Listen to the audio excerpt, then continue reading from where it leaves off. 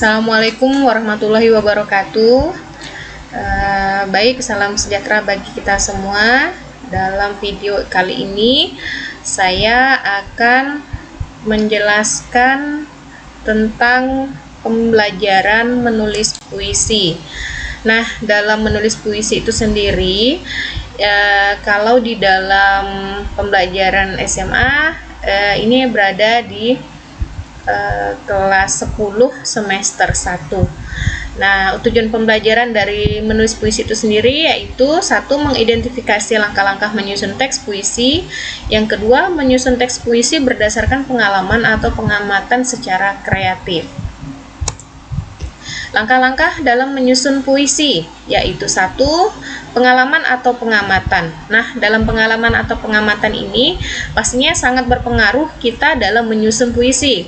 Kenapa tidak? Melalui pengalaman kita sendiri atau pengalaman orang lain itu akan membawa inspirasi kita dalam menulis puisi yang kreatif. Kemudian yang kedua, tema atau konsep. Tema atau konsep ini sangat berperan penting bagi dalam kita menyusun puisi, di mana tema yang sudah kita tentukan pastinya itu adalah tema yang sedang ingin kita sampaikan.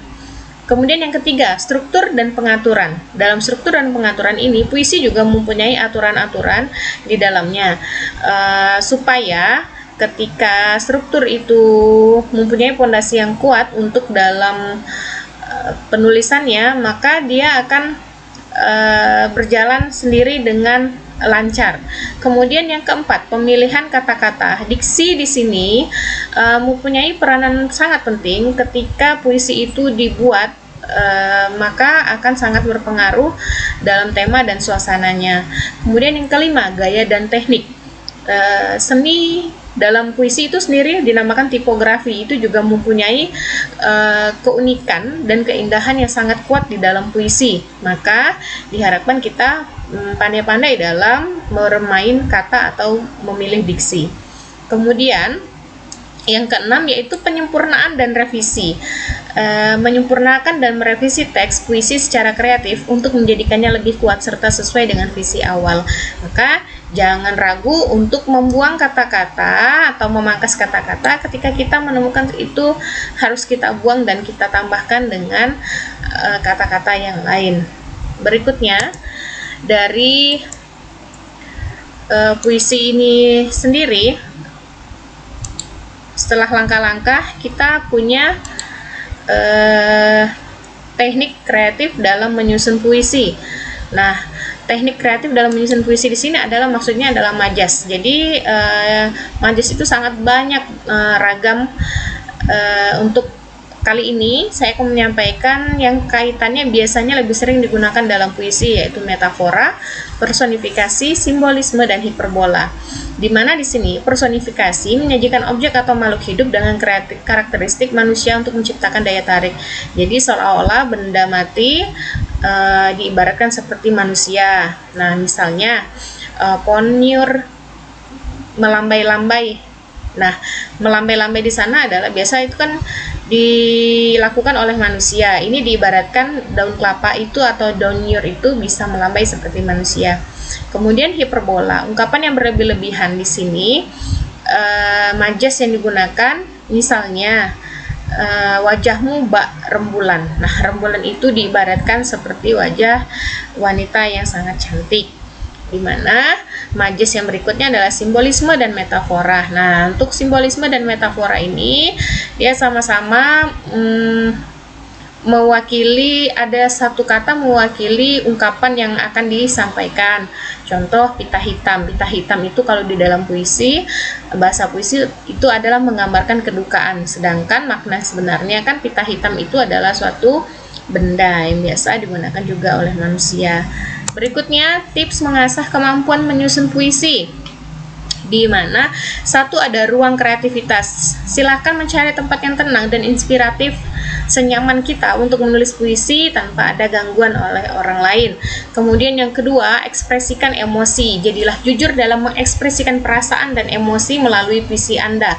Sebaiknya dalam menyusun puisi itu kita jujur dalam apa yang sedang kita rasakan, maka semuanya akan mengalir. 3. Baca puisi orang lain. Nah, sekali lagi ditentukan di sini adalah kemampuan literasi kita supaya wawasan kita bertambah, di mana tidak juga harus menjadi seorang plagiat supaya sama dengan puisi indah yang lainnya, tapi dengan membaca itu akan memperkaya hasanah dalam perbendaharaan kata kita. Berikutnya adalah berkolaborasi. Di sini terlibat dalam kelompok diskusi dengan teman yang bisa mengasah kemampuan fisik kita. Silahkan gabung dengan komunitas-komunitas yang ada di sekitar kita. Contoh kalau di Kalbar itu ada nama komunitas puisi itu Perluas.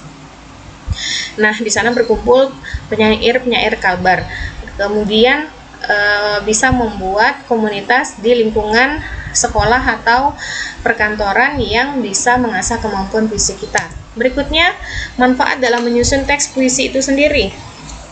Puisi juga mempunyai manfaat setelah kita membukukannya, setelah kita mengkaryakannya, setelah kita mempostingnya, dan kita harus berani mempublikasikan. Maka kreativitas kita, ekspresi kita akan terpancar dari karya itu dan akan membuahkan kebahagiaan kita. Nah, ini adalah contoh beberapa puisi yang saya ambil untuk dijadikan contoh dalam materi ini, yaitu 1. Puisi Kota Seribu Kelenteng, 2. Pasar Hongkong Singkawang, dan Kapuas. Nah, ini adalah contoh puisi yang saya hasilkan tadi. Di nomor pertama itu Sesaat di Kota Seribu Kelenteng. Puisi ini menggambarkan keindahan Kota Singkawang dengan banyaknya kelenteng-kelenteng yang bertebaran di Singkawang karena mayoritas di sana adalah etnis Tionghoa.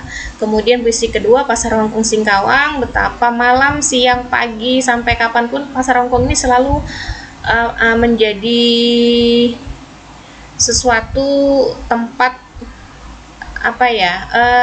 hiburan bagi masyarakat Kota Singkawang, kemudian menjadi tempat mata pencaharian juga Kota Singkawang. Kemudian Kapuas ini saya buat setelah saya berada di Pontianak. Betapa keindahan Kapuas itu sangat terpancar dan terkenal di mana-mana. Baik, di ujung penjelasan ini saya meringkas bahwa belajar menyusun teks puisi melibatkan pengumpulan inspirasi pastinya, kemudian menentukan tema, membangun struktur, memilih kata-kata yang sesuai, dan menggabungkan gaya dan teknik puisi.